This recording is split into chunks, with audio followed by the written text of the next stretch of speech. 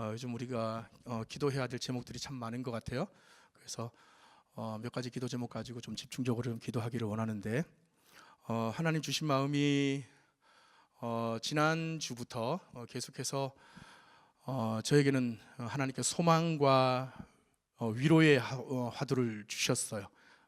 그래서 오늘 본문은 사실 제가 작년인가 재작년에 한번 나눴던 말씀이에요. 우리 예수님의 산상수훈, 팔복에 관한 말씀이잖아요. 그래서 특별히 우리 3절을 제가 언젠가 한번 나눴던 기억이 나요. 심령이 가난한 자는 복이 있나니 천국이 저희 것이며, 이 부분에 대해서 제가 한번 나누면서 은혜를 나누었는데, 이 부분 가지고 제가 오늘 반복하는 의미로다가 리마인드하는 의미로 제가 한번 더 터치하고, 그리고 4절 말씀에 집중해서 애통하는 자는 복이 있나니 그들이 위로를 받을 것이며, 이 부분에 대해서 함께 은혜를 나누기를 원합니다. 여러분, 하나님의 은혜를 기대하십니까? 여러분, 예수님은 공생의 3년을 포함해서 토탈 몇 년을 사셨죠? 너무 어려운 질문인가요? 너무 심각하게 시리어스하게 받아들이지 마시고, 몇 년 사셨죠? 예수님이? 33년, 그죠? 그래서 사적 인생의 사생의 30년, 그리고 우리가 공생애라고 그러잖아요. 그래서 공적 인생의 3년, 그래서 33년을 이 땅에서 사시다가 십자가에 달려 돌아가셨잖아요. 그래서 예수님은 근데 공적인 생애, 공생애 세례 요한한테 세례를 받으시고 공생애가 시작이 됐잖아요. 근데 예수님께서 공생애를 시작하시면서부터 예수님은 그야말로 슈퍼스타셨어요. 제가 예전에도 한번 이 말씀을 드렸는데 정말 슈퍼스타셨어요. 요즘 우리나라 아이돌 가수들 중에 잘 나가는 가수 뭐니 해도 BTS죠. BTS나 그런 어떤 아이돌 가수보다도 훨씬 더 압도적으로 슈퍼스타셨다고요, 당대에. 그래서 예수님은 어디를 가시든지 수많은 어떤 그런 무리들, 수많은 군중들이 항상 따라다녔어요. 그래서 오늘 본문 이 산상수훈, 마태복음 5장, 6장, 7장까지 산상수훈이 쭉 이어지는데, 이 산상수훈의 배경, 그 상황을 봐도 예수님 정말 슈퍼스타셨구나, 이걸 우리가 캐치할 수가 있어요. 그러니까 오늘 5장 1절 말씀 말고 바로 앞에, 그러니까 바로 전이죠. 직전에 4장, 마태복음 4장 25절에 보면 이렇게 말씀해요. 띄워주는구나. 4장 25절에 보면 갈릴리와 데가볼리와 예루살렘과 유대와 요단강 건너편에서 뭐라 그래요? 수많은 무리가 따르니라. 그러니까 이게 뭐냐면 예수님께서 이동을 하시잖아요. 그러면 그 동네, 그 마을, 그 도시 사람들만 예수님한테 쫙 몰려드는 게 아니라 그 도시의 바운더리를 넘어서 그 이웃에 있는 도시, 아니면 그 너머에 있는 도시, 그 도시 사람들까지 보니까 갈릴리와 데가볼리와 예루살렘과 유대와 그 너머에 요단강 건너편에 그 너머의 사람들까지 수많은 무리들이 예수님을 따랐더라, 예수님을 쫓았더라. 그래서 그 수많은 무리들이 예수님을 쫓아왔어요. 그래서 지금 오늘 보니까 예수께서 그 무리를 보시고 5장 1절에 너무 많은 사람들이 막 예수님을 막 쫓아오니까 예수님께서 어떻게 하셨어요? 산에 올라가셨다. 산에 올라가 앉으시니 이렇게 되냐. 그래서 산 위에 올라가서 예수님께서 말씀을 전하셨다, 교훈을 설파하셨다. 그래서 산상수훈 이렇게 명명하는 거잖아요. 어쨌든 예수님은 하여튼 움직이실 때마다, 가는 곳마다 수많은 무리들이 예수님을 뒤쫓을 만큼 아주 당대의 최고 슈퍼스타셨다라는 거. 그런데 오늘 본문에 제가 먼저 이제 주목하고 싶은 거는 1절에 보니까 예수께서 무리를 보시고 산에 올라가 앉으시니 제자들이 나온지라 이렇게 돼 있잖아요. 그러니까 예수님이 가는 곳마다 수많은 무리들이 뒤따랐는데, 수많은 사람들이 뒤따랐는데 두 부류가 있어요. 제가 전에도 이거 말씀드렸는데, 한 부류는 무리, 한 부류는 제자. 무리와 제자가 있다고요. 지금도 똑같은 것 같아요. 교회에 나오는 수많은 사람들이 있는데, 요즘 말로는 제가 지난주에 이거 언급했죠. 명목상 그리스도인들, 그냥 형식적으로 썬데이 크리스찬이 있는 반면에 정말로 신실한 그리스도인이 있잖아요. 그렇죠? 이 당시에도 예수님을 쫓는 수많은 사람들이 있는데 무리가 있고 제자가 있다고요. 무리는 어떤 사람이냐? 똑같이 예수님을 향해서 열광해요. 예수님을 너무너무 좋아해요. 예수님을 향해서 막 박수갈채를 막 보내요. 그래서 예수님을 막 열심히 막 쫓아다니는 거예요. 그 예수님께서 막 행하시는 그런 이적들, 막 그런 것들, 말씀들 들으려고 귀를 쫑긋 세워요. 그런데 결정적으로 문제가 뭐냐면, 예수님께서 말씀하시는 그 부분이 자기 생각과 조금 다르잖아요. 그 자기가 어쩌면 손해를 좀 봐야 될 것 같다.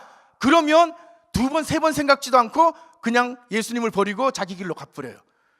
자기가 조금 손해를 본다 싶거나, 자기가 조금 이렇게 대가 지불을 해야 된다 싶거나, 자기가 조금 희생을 해야 된다 싶거나, 뭐 그러면 두 번, 세 번 생각지도 않고 그냥 뭐 그러면서 자기 길 가는 그런 사람들이 무리라고요. 무리.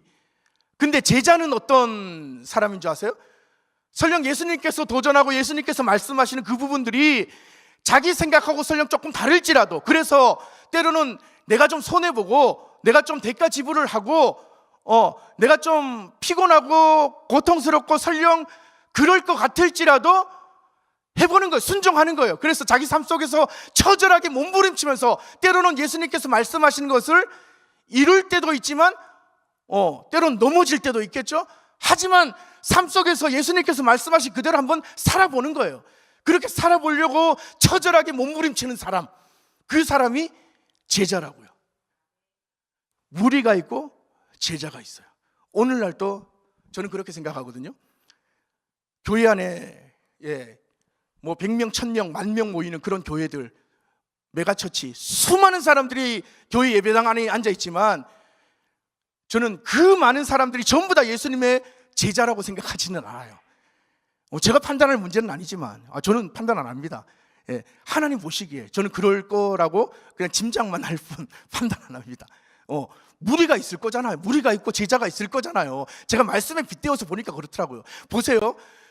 무리가 있는데 오늘 산상수훈이 우리 모든 사람들, 예수 안 믿는 모든 사람들 포함해서 모든 불특정 다수들한테 예수님께서 오늘 산상수훈을 말씀하셨다. 심령이 가난한 자는 천국이 저희 것이며 애통하는 자는 뭐 이렇게 말씀하셨다. 그렇게 생각하는 분들이 대다수잖아요.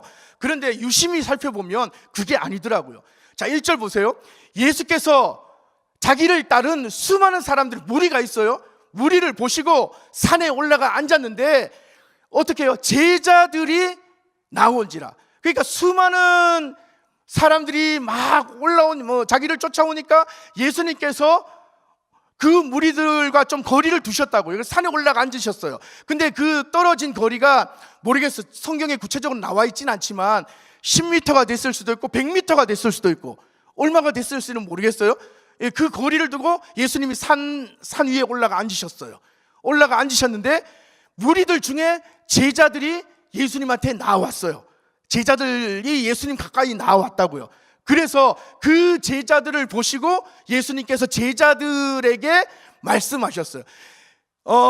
산에 올라가 앉았는데 제자들이 나온지라. 2절, 그때 입을 열어 가르쳐 이르시되. 그 다음에 심령이 가난한 자는 복이 있나니 천국. 그러니까 이 말씀은 무슨 말이냐, 산상수훈은 모든 예수 안 믿는, 그러니까 불특정 다수들, 모든 무리들을 향해서 가르친 어떤 그런 말씀이 아니라는 거예요. 제자들, 온리 제자들, 예수님의 말씀을 붙잡고 치열하게 몸부림치면서 살려고 애쓰는 그런 예수님의 제자들을 향해서 예수님께서 말씀하신 게 산상수훈이라고요. 그래서 예수님의 제자된 오늘 저와 여러분, 아멘이십니까? 오늘 저와 여러분의 삶의 지침, 그러니까 예수 안 믿는 사람들에게 말하는 게 아니라고요. 예수 믿는, 예수님의 제자된, 하나님의 거룩한 백성 된, 정말 그리스도인으로 살려고 애쓰고 몸부림치고 발버둥치는 오늘 저와 여러분, 오늘 저와 여러분의 삶의 지침으로서, 지표로서 말씀하는 게 바로 이 산상 수훈이라고요.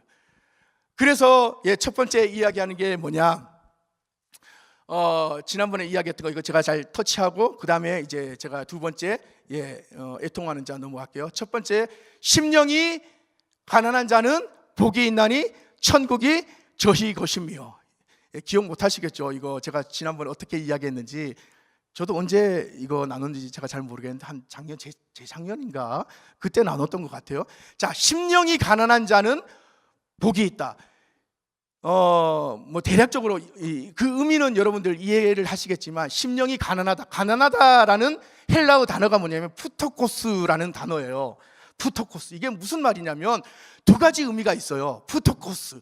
그러니까 의미적으로는 말 그대로 우리의 마음이 굉장히, 첫 번째는 텅 비어 있는 상태. 푸토코스.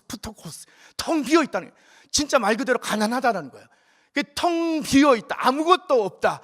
실제로 진짜 가난하다라는 거죠. 근데 두 번째 의미가 뭐냐면 그냥 비어 있다, 이거 말고 비어 있기 때문에 어떤 마음이 들어요? 절박함이 있다는 거예요.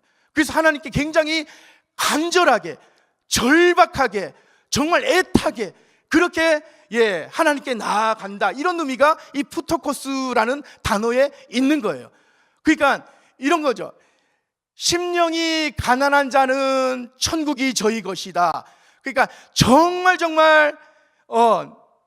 나의 마음이 너무 아무것도 없어, 막 이렇게 이런 거 저런 거 아무것도 없어가지고 너무너무 간절한 마음으로, 애타는 마음으로, 절박한 마음으로 그렇게 하나님을 찾는 사람, 그 사람은 복이 있다라는 거예요. 그러니까 이게 무슨 말이에요? 지난주에 제가 여러분 기억하시나요? 주일날 제가 설교 그거 했죠. 시편 40편 말씀, 너의 소망이 어디에 있느냐. 하나님이여, 사슴이 시냇물을 찾기에 갈급함 같이 내 영혼이 주를 찾기에 갈급합니다. 기억하시나요? 그런 갈급함이 여러분에게 있냐는 거예요. 마찬가지, 심령이 가난한 자는 천국이 저희 것이다. 예수님께서 천국을 약속을 해주셨는데 어떤 사람에게 천국을 주느냐? 심령이 가난한 자대요. 근데 의미적으로 볼 때 심령이 가난한 자는 어떤 사람이냐? 나의 마음 가운데 정말 간절한 마음, 예배할 때, 기도할 때, 찬양할 때 제가 늘 도전하죠. 그냥 무덤덤하게 앉아있지 마시고, 여러분이 그렇다는 거 아니에요. 오해하지 마세요. 우리 안동동북에 정말 전부 다 이렇게 제가 알아요. 제가 전에도 한번 이렇게 보니까 금요기도회죠. 금요기도회도 그렇고 겉으로 예를 들어서 이제 드러내지 않아도 그 내면에 애끓는 그런 거 있잖아요. 그 간절함. 우리 안동동북교회 우리 성도님들 다들 이제 그런 게 있는 것 같아요. 전에 이 금요기도회 다 마치고 이제 불을 끄고 기도하고 이제 막 그런데 앞에 정리하고 이렇게 나가는데 군데군데 한 분, 두 분, 세 분이 그렇게 막 통성으로 크게 기도하지 않아도 고개를 이렇게 숙이고 기도를 하시는데 제가 누구라고 제가 말씀을 못 드리겠습니다. 닭똥 같은 눈물을 막 그냥 뚝뚝 흘리면서 기도하시는데 제가 그때 얼마나 마음에 도전이 되고 그런 거 보면 목회자의 심정으로 제가 생각날 때마다 기도하지 않을 수가 없죠. 그렇잖아요? 그 집사님, 그 권사님 뭐 구체적으로 뭐 저한테 이야기를 안 해주니까 어떤 사연이 있는지, 어떤 기도 제목이 구체적으로 있는지 제가 알지는 못하지만 때로는 제가 뭐 이렇게 흘려듣지만 얼마나 간절한 마음으로 그렇게 눈물을 툭툭 흘리면서 막 그렇게 기도하는지 한참을 그렇게 기도하시더라고요. 그러니까 그게 간절함인 것 같아요. 예배할 때, 기도할 때 그렇게 간절한 마음으로 하나님께 나아가는, 예수님께서 그 말씀하시는 것 같아요. 심령이 가난하다는 걸, 푸토코스, 이 말은 그렇게 간절한 마음으로 하나님 앞에 나아가는 그 사람은 복이 있다. 근데 어떤 복이냐? 천국이 저희 것이 돼요. 천국을 주시겠대요. 여러분, 천국이 뭐예요? 천국은 하나님의 나라죠. 말 그대로 천국은 하나님의 나라, 하나님이 다스리시는 나라. 그런데 사복음서에서 천국은 좀 다른 의미가 있어요. 사복음서에 보면 제가 마태복음, 마가복음, 누가복음, 이것만 제가 말씀을 드리고 두 번째 복으로 넘어갈게요. 마태복음 24장 32절 33절에 보면 이 평행 본문인데 똑같은 본문이 마가복음에도 있고 누가복음에도 있어요. 자, 보세요. 마태복음 24장 32절 33절에 무화과 나무의 비유를 배우라. 그 가지가 연하여지고 그 잎사귀를 내면 여름이 가까운 줄을 아나니 이와 같이 너희도 이 모든 일을 보거든 인자가 가까이 곧 문 앞에 이른 줄 알라. 여기서 인자가 누구예요? 인자는 예수님이죠. 그러니까 이 모든 일을 보거든 예수님 자신이 가까이 온 줄을 알아라. 지금 이 얘기를 하는 거예요. 자, 똑같은 본문이 마가복음에도 그대로 나와요. 마가복음에도 똑같이. 근데 누가복음에도 똑같은 본문이 나오거든요. 근데 누가복음에는 조금 달라요. 누가복음 제가 읽어드릴게요. 누가복음에는 21장 29절에서 31절 보면 이렇게 돼요. 이에, 똑같은 본문이거든요. 이에 비유로 이르시되 무화과 나무와 모든 나무를 보라. 싹이 나면 너희가 보고 여름이 가까운 줄을 자연히 아나니 이와 같이 너희가 이런 일이 일어나는 것을 보거든. 그 다음에 뭐라 그래요? 하나님의 나라가 가까이 온 줄을 알라. 그러니까 인자 대신에, 예수님 대신에 뭐예요? 하나님의 나라. 그러니까 이게 무슨 말이냐면 사복음서에서 하나님의 나라는 곧 뭐예요? 예수님 자신이에요. 다시 돌아와서 오늘 본문으로 돌아와서 그러면 심령이 가난한 자는 천국이 너의 것이다. 천국을 선물로 주겠다. 하나님의 나라를 너에게 주겠다. 심령이 가난한 자는, 이 말은 곧 심령이 가난한 자에게는 누구를 선물로 주겠다는 거예요? 예수님을. 이 굉장히 놀라운 약속이에요. 심령이 가난한 자는 예수님을 선물로 주시겠다는 약속이거든요. 이거보다 더 놀라운 약속이 어디 있습니까? 그 찬양 있죠. 난 예수로 충만하잖아요. 내가 예수를 소유하잖아요. 그러면 세상에 겁낼 게 뭐가 있습니까? 제가 전에 한번 예를 한번 들었는데, 제가 참 좋아하는 그 말씀이 시편 23편이거든요. 이 다윗이 그러잖아요. 내가 사망의 음침한 골짜기로 다닐지라도 나는 전혀 두렵지 않다. 그렇게 이야기하잖아요. 사망의 음침한 골짜기로 다닐지라도 두렵지 않대요. 원수의 목전에서 전혀 겁나지가 않대요. 왜 그래요? 나중에 보면 주께서 나와 함께 하기 때문에, 주님으로, 예수님으로 내 안에 충만하잖아요. 주님이 나와 늘 동행하시잖아요. 그거를 정말 내가 굳게 믿고 신뢰하잖아요. 그러면 뭐 내 안에 이런 거 저런 거 다 없어도, 이런저런 결핍이 있고 내 앞에 이런저런 삶의 문제가 있고 내 앞에 이런저런 뭐 중병이 찾아와도, 누가 뭐 이런저런 어떤 거짓 메시지로 막 속삭이고 뭐 너는 뭐 어떻고 너까지 어떻고 그러더라도 겁나지 않는 거예요. 넘어지지 않는 거예요. 그래서 심령이 가난한 자는 천국이 저희 것이며, 심령이 가난한 자는 예수로 충만하게 예수님 자신을 주시겠다는 거예요.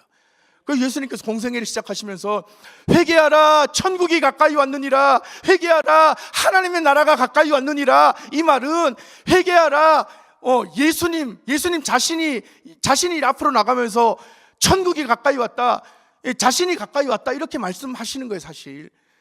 그래서 이 시간 다른 무엇보다도 예수로 충만하시기를 바랍니다.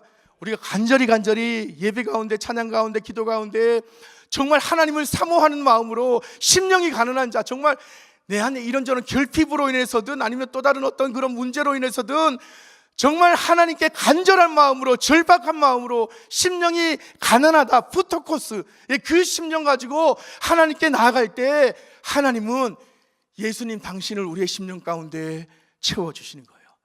그 예수님으로 우리가 충만할 때 우리는 세상에서 두려워할 게 없는 거죠. 그래서 세상이 감당할 수 없는 그런 인생이 되는 거예요. 자, 두 번째. 그러면 두 번째가 뭐냐? 애통하는 자에게는 뭐래요? 애통하는 자는 위로를 받을. 애통하는 자에게 주는 복이 위로라는 거예요. 위로. 자, 애통하다의 그 원어적인 의미가 뭐냐면, 사실 애통하다가 이게 사실 무슨 이게 복 받을 어떤 그 자격이 되겠어요? 애통하는 사람이 무슨 이게 복이겠어요? 애통하다는 슬프다는 거잖아요. 그게 한마디로 좀 약간 좀 부정적인 어떤 그런 이미지 아니에요? 좀 찌질하고 맨날 눈물 찔찔 흘리고 어떤 무슨 사연이 있는지는 모르겠지만 맨날 울고 슬프고 막 그러면 좀 약간 좀 부정적으로 그렇게 여겨지지 않겠어요? 그런데 성경에서는 그런 애통하는 자가 복이 있대요. 근데 애통하다의 성경적인 의미는 어떤 의미인지 아세요? 이런 거예요. 내게 있어야 될 것으로, 내게 있어야 되는데 마땅히 있어야 되는데 그게 없어. 그것으로 인해서 애통하는 거. 반대로 내게 없어야 되는데 그게 있어. 그것으로 인해서 애통하는 거. 자, 풀어서 이야기하면, 내게 처음에 푸터코스하고 똑같아요. 잘 생각하세요. 내게 하나님을 향한 갈망이 있어야 되는데 하나님을 너무너무 사랑하고 막 경외하고 그런 마음이, 내가 정말 하나님의 자녀라면 말이에요. 교회를 1년, 2년, 10년, 20년 다녔으면, 내가 장로님이고 집사님이고 권사님이고 내가 그런 직분자라면, 내가 정말 하나님을 열망하고 하나님을 경외하고 하나님을 뜨겁게 사랑하고 그런 마음이 내 마음 가운데, 내 삶 가운데 있어야 되는데 그게 없어. 그러면 와, 내 삶 가운데, 내 마음 가운데 왜 그게 없지? 그 마음 가지고 나에겐 왜 그게 없을까 하면서 하나님한테 애통해 하면서 나아가는 거. 반대로 내 마음 가운데, 내 삶 가운데는 왜 이런 마음이 있을까? 당연히 없어야 되는데 이 마음이 있어. 남을 시기하고 질투하고 섣불리 비판하고 원망하고 미워하고, 이거는 하나님이 원치 않으시는 마음인데 내 마음 가운데, 내 삶 가운데 돌아보니까 내 마음 가운데 그런 마음들이 여전히 있어요. 그러면 왜 내 마음 가운데 이 맨날마다 이 기도하고 매주마다 예배하고 교회에 나온 지가 벌써 10년, 20년, 30년, 40년 되는데 여전히 내 삶 가운데 이런 하나님 보시기에 아름답지 못한 모습들이 넘쳐난단 말이에요. 여전히 내 안에 이런 모습들이 있어. 그래서 그로 인해서 애통해하는 거예요. 이게 성경적인 애통하는 자에게는 복이 있나니 네가 위로를 받을 것이다. 성경적인 애통함의 의미가 이거예요. 내게 마땅히 있어야 되는데 없는 것으로 인해서 슬퍼하고 안타까워하고 통탄해하는 거. 내게 마땅히 없어야 되는데 있는 그것으로 인해서 슬퍼하고 애통해하는 거. 그거 성경적인 애통함은 그거예요. 그러면 이런 애통해하는 사람한테 주어지는 복이 뭐냐? 위로. 이 위로가 뭐냐? 세상적인 위로하고 완전히 다른 거예요. 여기서 말하는 애통하는 자에게 주어지는 복, 위로는 헬라어로 파라칼레오라는 단어를 써요. 파라칼레오. 파라칼레오는 합성어거든요. 합성어. 파라칼레오. 이 두 단어가 붙었는 거예요. 파라칼레오. 이 파라는 옆으로, 곁으로. 칼레오는 부르다. 콜. 그러니까 이게 뭐예요? 옆으로 부르다. 그러니까 성경에서 이야기하는 애통하는 자에게 주어지는 복, 위로는 옆으로 부르다. 그러니까 이 위로는, 이 팔복의 두 번째 복, 이 위로는 예를 들어 가지고 어떤 낙담 가운데 있는 어떤 지체가 있어요. 슬픔을 당한 어떤 지체가 있어요. 어려움을 당한 어떤 권사님이나 집사님이 있어요. 그럼 멀찌감치 서서 아이고 그래 힘들겠다. 아이고 그래 아이고 힘내. 이런 어떤 립 서비스 차원의 어떤 그런 격려, 그런 위로, 그게 아닌 거예요. 실제적인 어떤 그런 옆으로 부르는 거예요. 곁으로 부르는 거라고. 주님께서 옆으로 부르는 거예요. 곁으로 불러서 주님의 그 능력의 손으로, 주님의 그 보혈의 손으로 우리의 그 아파하는 그 부분, 우리의 곤고한 그 부분, 우리의 상처 입은 그 부분, 주님의 손으로 이렇게 덮어주시는 거죠. 실제적으로 그렇게 능력의 손으로 우리를 감싸 안아주시는 거예요. 실제적인 위로예요. 이해하시겠어요? 그래서 제가 아는 어떤 그 선교사님 한 분이 이것만 얘기하고 제가 말씀을 맺을게요. 인도네시아에 그 사역하시는 분인데, 인도네시아는 아시는 분 아시겠지만 이슬람 95%, 96% 전부 다 무슬림이에요, 무슬림.